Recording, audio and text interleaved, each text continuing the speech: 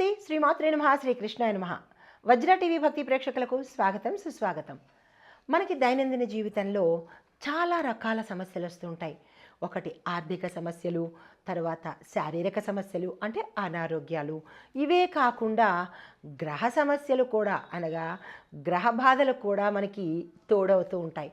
అయితే ఈ గ్రహ బాధల్లో అన్ని రకాల గ్రహాలు అనగా సూర్యగ్రహ సంబంధిత బాధలు, చంద్రగ్రహ సంబంధిత బాధలు, తరువాత రాహుకేతువులకు సంబంధించిన బాధలు, ఇన్ని రకాల బాధలు ఉన్నప్పటికీ ప్రతి ఒక్కళ్ళ దృష్టి కూడా శని బాధల మీదే ఎక్కువ కేంద్రీకృతమై ఉంటుంది. ఎందుకంటారు అంటే శని భగవానుడే ఎక్కువ ఫోకస్ అవుతాడు. ఆయన పెట్టే బాధలే అందరికీ చాలా ఎక్కువ కనబడుతుంటుంది. కానీ అన్ని గ్రహాలు కూడా ప్రతి మనిషి జీవితంలో వారి వారి కర్మానుసారము గత జన్మలో చేసినది ఈ జన్మలో చేసిన కర్మానుసారము తప్పనిసరిగా బాధలు అనుభవించాలి. అంటే చాలామంది బాధలు అంటే ఏవేవో కష్టాలు అని అనుకుంటారు. కాదు, బాధ అనేది మనల్ని మంచి మార్గంలో నడిపించేటటువంటి ఒక టెస్ట్ లాంటిది. చిన్నపిల్లలకి ఎలాగైతే పరీక్షలు పెట్టి వాళ్ళని టాప్ లెవెల్లో చూస్తారో అంటే ఒక ర్యాంకులు ఇవ్వడము లేదా మార్కులు వేయడము చేస్తుంటారు. ఎందుకు?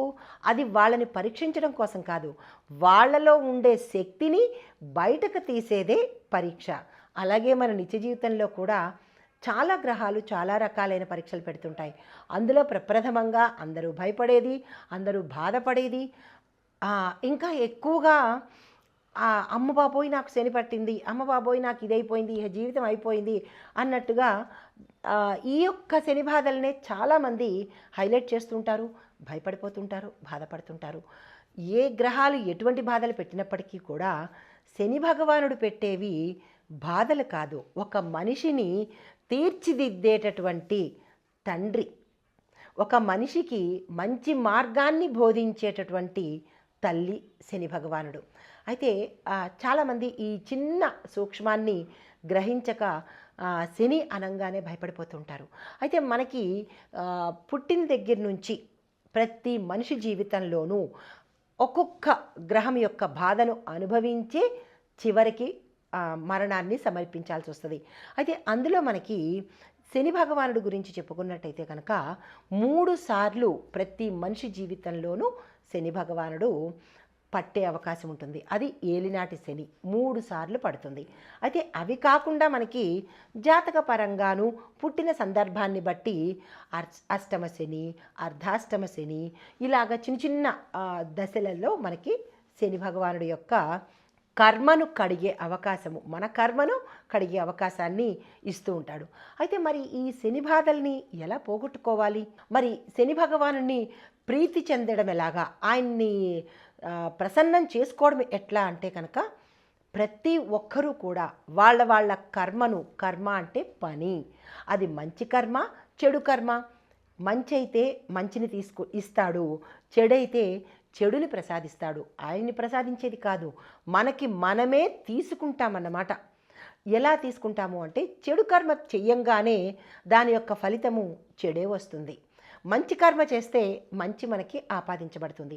అయితే మరి గ్రహరీత్యా ప్రతి ఒక్క జాతకంలోనూ ఈ అష్టమ శని, అర్ధాష్టమ శని, ఏలినాటి శని అనేది ఏర్పడడం జరుగుతుంది. మన ప్రతి ఒక్కళ్ళ జాతకంలోనూ ఆ లగ్నం నుంచి ఏ దశలలో శని భగవానుడి యొక్క దృష్టి ఉన్నది అనేది మన జాతక పరిశీలనలో తెలుసుకుంటాము.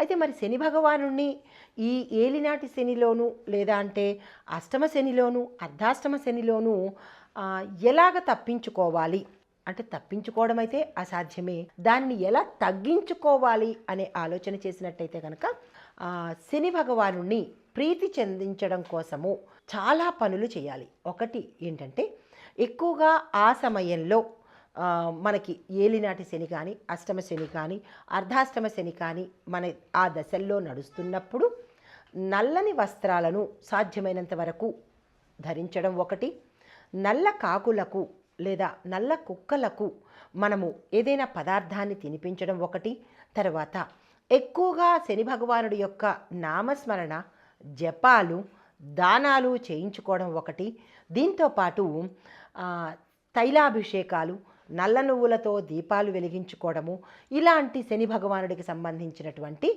మనము పరిహారాలు చేసుకుంటాము.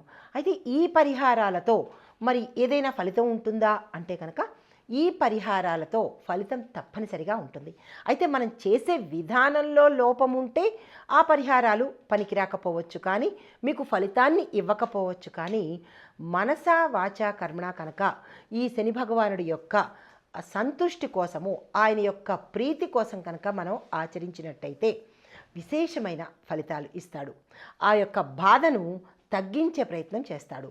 అయితే ఈ సమయంలో శనివారం రోజు ప్రత్యేకంగా ఉపవాసం ఉండడము, ఎటువంటి దుష్ట ఆలోచనలు చేయకపోవడము, పేదలకు, బడుగు వర్గాల వారికి, వికలాంగులకు, వృద్ధులకు, బాలలకు సేవ చెయ్యడము, ఇలాంటి పనులు చేసినట్టయితే కనుక ఆ శని భగవానుడు ప్రసన్నం చెంది యొక్క ఫలితాన్ని, అంటే మనం పడే కష్టాన్ని నుంచి తగ్గిస్తాడు.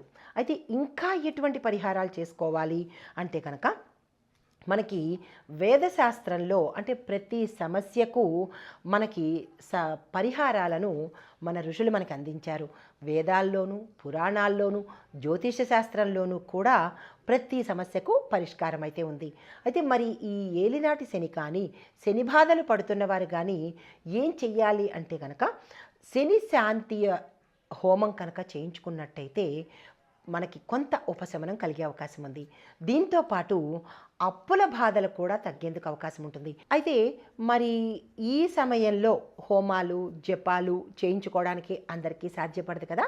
మరి ఎటువంటి పనులు చేస్తే, ఎటువంటి దానాలు ఇస్తే మనకి కొంత ఉపశమనం కలుగుతుంది, ఏ మంత్రాలు చెప్పుకుంటే మనంతట మనమే, ఎవరినో ఆశ్రయించక్కర్లేదు, మనంతట మనమే ఎటువంటి మంత్రాలు చెప్పుకోవాలి, ఎటువంటి పరిహారాలు పాటించాలి అంటే చాలా చాలా క్లుప్తంగా మనకి జ్యోతిష శాస్త్రంలో ఇవ్వడం జరిగింది.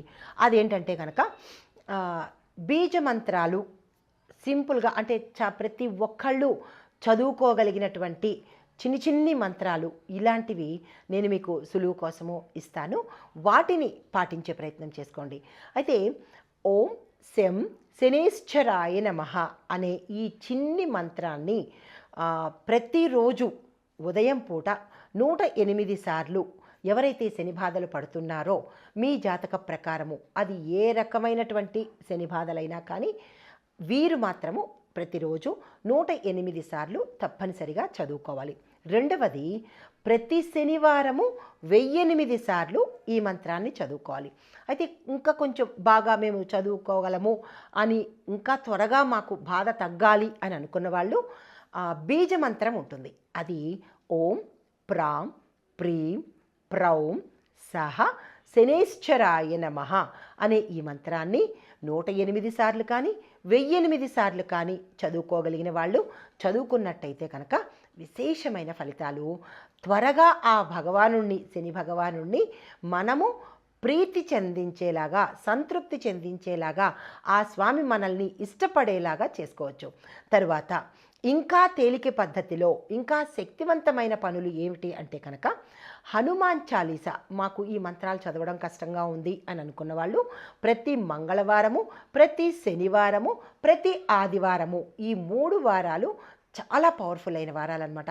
ఈ వారాల్లో హనుమాన్ చాలీసాని 3 సార్లు కానీ 11 సార్లు కానీ తప్పనిసరిగా ఏక ఆసనం మీద, అనగా ఒకే చోట కూర్చుని హనుమాన్ చాలీసాని, అది చాలా సింపుల్ రెమెడీ కదా, హనుమాన్ చాలీసాని 3 సార్లు 11 సార్లు కనుక చదువుకున్నట్టయితే ఈ 3 వారాల్లో శనివారము, ఆదివారము, మంగళవారము చదువుకున్నట్టయితే కనుక ఆ శని భగవానుడి యొక్క తీవ్రమైనటువంటి బాధల నుంచి తప్పించుకోవచ్చు.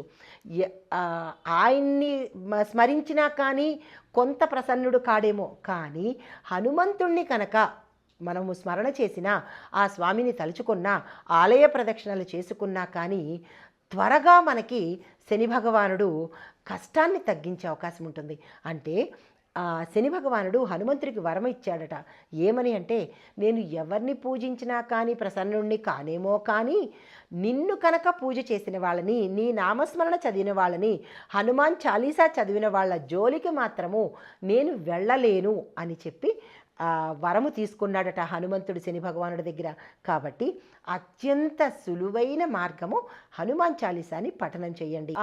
మరి ఈ హనుమాన్ చాలీసా చదవటం వల్ల మనకి ఏ ఏ బాధలు పోతాయి అంటే కనుక రుణ బాధలు, అనారోగ్య బాధలు, కోర్టు సంబంధిత భయాలు, వివాహం కాకపోవడము, తర్వాత అప్పులు పాలైపోవడము, తరువాత మానసిక ఒత్తిడి ఉండడము, అంటే మనకి శరీరంలో విపరీతమైన అలజడి రావడము, బ్రెయిన్కి సంబంధించి అంటే బుద్ధికి సంబంధించినటువంటి బాధలు రావడము, ఇలాంటి వాటి నుంచి ఈ హనుమాన్ చాలీసాని కనుక మనము పఠనం చేసినట్టయితే కనుక ఒత్తిడి నుంచి దూరం అవ్వడము, ఈ శని భగవానుడి యొక్క బాధల నుంచి ఉపశమనం కలగడము జరిగే అవకాశం ఉంది.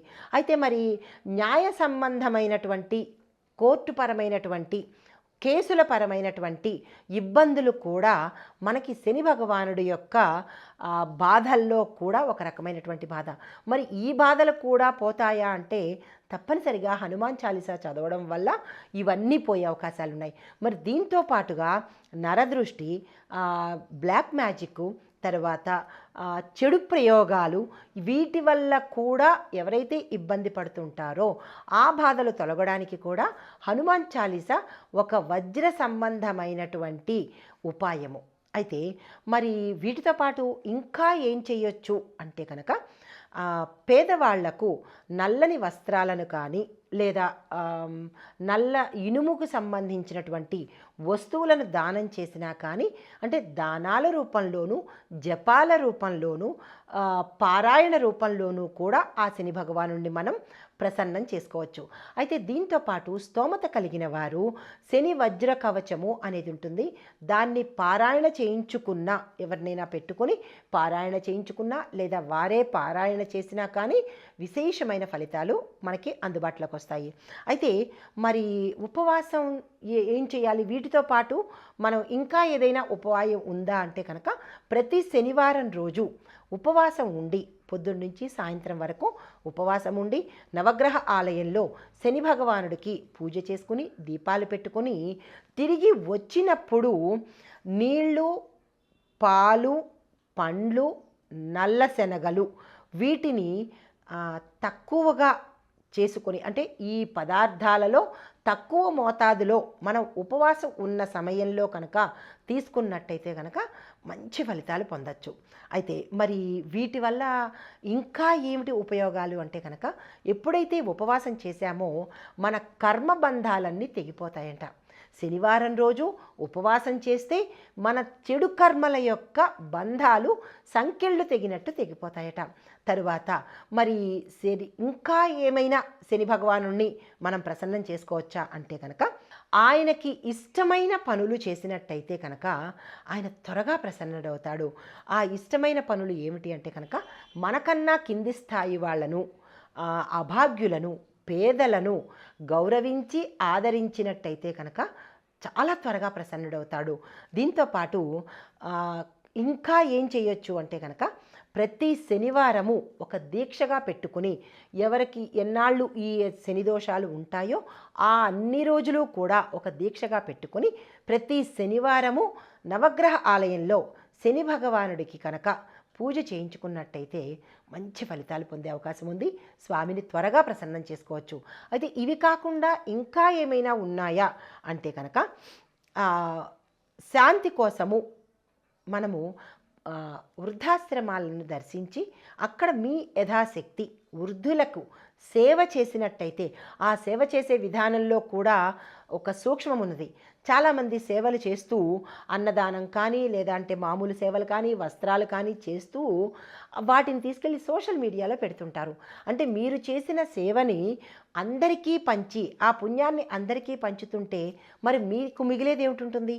కాబట్టి ఆ సేవ చేసేటప్పుడు కానీ దానం చేసేటప్పుడు కానీ మీకు ఇచ్చిన వాళ్ళకి ఆ భగవంతుడికి తప్ప మూడో వ్యక్తికి మీరు పంచినట్టయితే మీకొచ్చేటప్పటికి 0 అయిపోతుంది. అందుకే చాలామందికి మేము దానాలు చేస్తున్నాము, ఎన్నో ధర్మాలు చేస్తున్నాము, ఇన్ని దానాలు చేశాము అని గొప్పగా చెప్పుకోవడంతో పాటు దాన్ని తీసుకెళ్ళి అందరికీ చూపించడం వల్ల మనకి అవ్వవలసిన పనులు అవ్వకపోవడంతో పాటు మనం చేసిన పుణ్యాన్ని 10 మందికి పంచుతున్నాము. ఇది ఒక్కసారి ఈ సూక్ష్మాన్ని గ్రహించి మీరు చేసే దానం కానీ, పూజ కానీ, జపం కానీ నలుగురికి తెలియవలసిన అవసరం లేదు. మీకు ఆ భగవంతుడికి తెలిస్తే సరిపోతుంది. ఈ విషయాన్ని గుర్తుపెట్టుకోండి. అయితే ఇంకా మరి ఏమైనా ఉన్నాయా అంటే కనుక, ప్రతి మంగళవారము సర్పానికి కనుక మీరు పాలాభిషేకం చేసినట్టయితే త్వరగా అంటే 90% కర్మబంధాన్ని, ఈ శని బాధలను తప్పించుకున్న వాళ్ళు అవుతారు. ఈ ప్రక్రియలు చేసుకుంటూ ఆ శని భగవానుడిని సుప్రీతి కోసము లేదా ఆ స్వామిని ప్రసన్నం చేసుకున్నట్టయితే కనుక మనకి బాధలు దూది పింజాల్లాగా అయిపోతాయి. ఆ భగవానుడు మన్ని ఎప్పుడూ కాస్తూ ఉంటాడు. శని భగవానుణ్ణి శని శని అని మాత్రం పిలవరాదు, పొరపాటున కూడా. శని భగవానుడు అని పిలిచే ప్రయత్నం చేయండి, శనేశ్వర అని పిలిచే ప్రయత్నం చేసుకోండి. నమస్తే.